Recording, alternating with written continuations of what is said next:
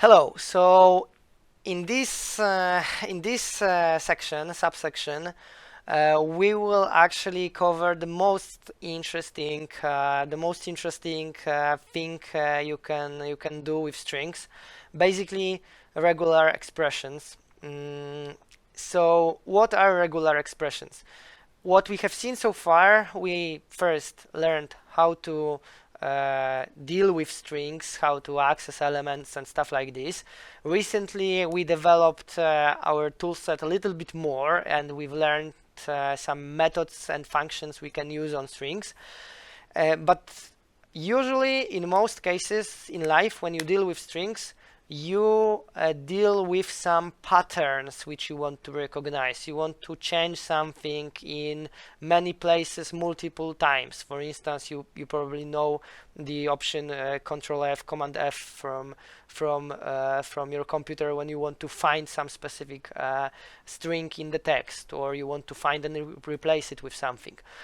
This is where regular expressions come in, and this is what we will cover in this last section. Yeah,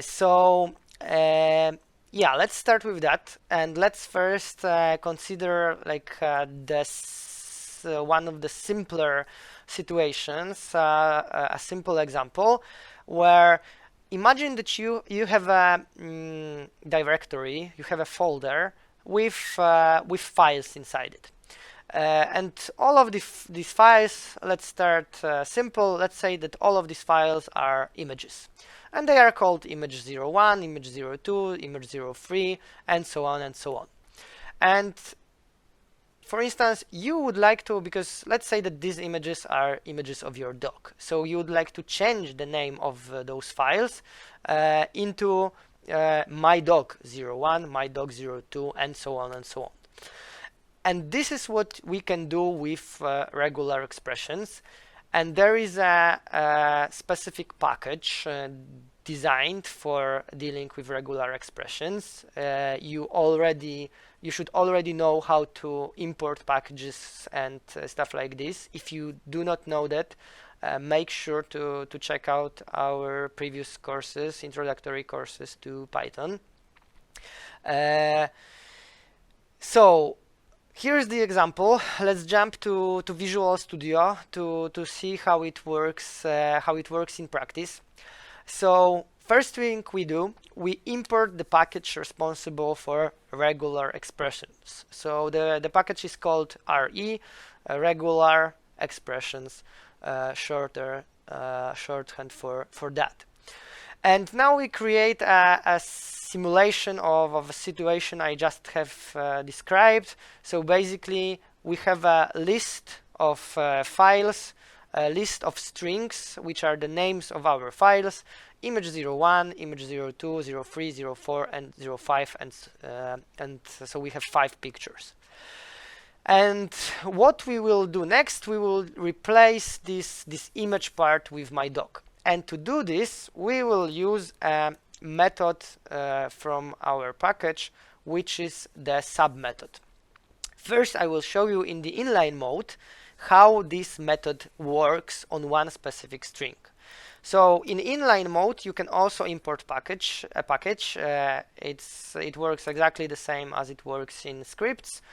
You just write import and the name of the package, and the package is there, so nothing difficult here. And now the sub method of this package works as you would expect. For instance, if you have a name and a surname, so let's say we have a string which is called Mateusz Wyszyński, and we want to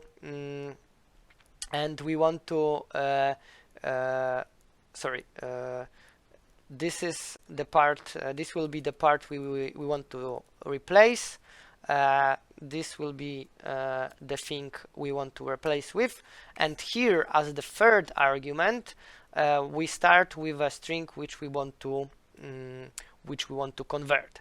So, as a third argument, we pass string we want to process. So, for instance, let's say we have a string which is name and surname divided with a underscore, so Mateusz Wyszyński. And now let's say we want to convert this Mateusz into some other Mateusz. So we want to replace Wyszyński with some other surname. So let's say we will call him Amazing. I will be Amazing. That will be cool.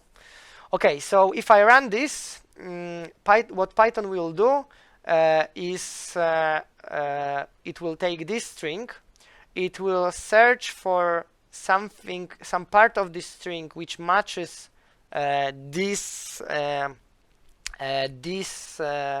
string, or in general pattern. We will discuss this in the next video, and then it will replace any found pattern like this with a pattern specified here.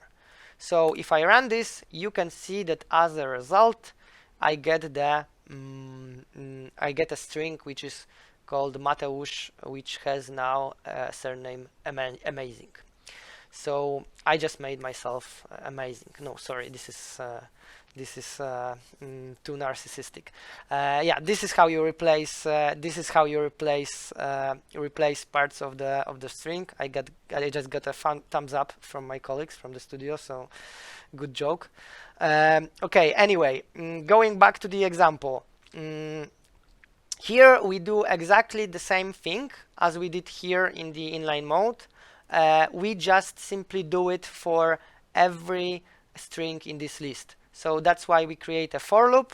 This for loop goes through indices from 0 up to the length of our list, and we simply do the same thing we have done here. So we replace in any of these strings, we replace this pattern with this string, and we store the result again inside the list, because we want to use this name in the same directory we have been considering.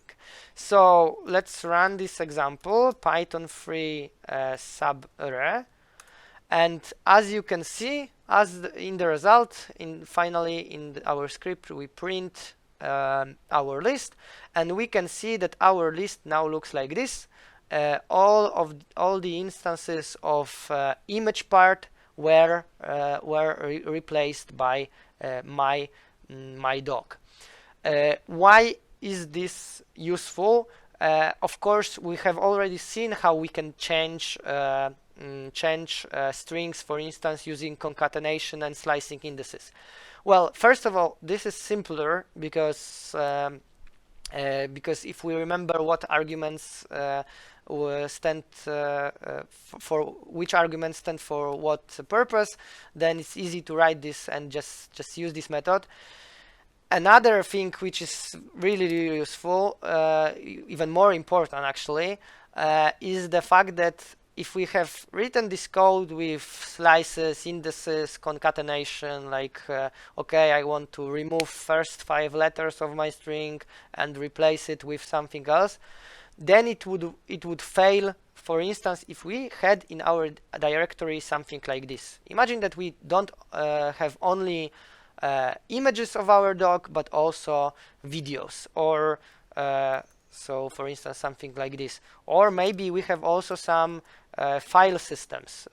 For instance, in Mac you can often find things like this in our directory. If we run this example again now with such contents of our directory, it will still work. It will still work. There won't be a problem with replacing first 5 letters. Imagine replacing first 5 characters here would be problematic, because we wouldn't replace just image part, but something entirely different. So this is why the regular expressions package is useful. It kind of does exactly the job you want. You don't have to figure out details like which indices I want to actually change, which letters at which place these letters are, what slice should I take, or something like this. No, you simply use the method. This is a higher abstraction level. You simply use the method which has a specific purpose. Okay, so this is the most basic example of how we can use regular expressions. In the next video, we will discuss how we can actually, because here we were dealing with strings. We were finding a specific string inside another string. In the next video, we will discuss how we can actually generate something more general. So how we can create patterns of strings using specific symbols, specific characters, special characters, to create patterns of strings which can match various different things. So yeah, we will discuss this in the next video. Thank you for this one and see you there.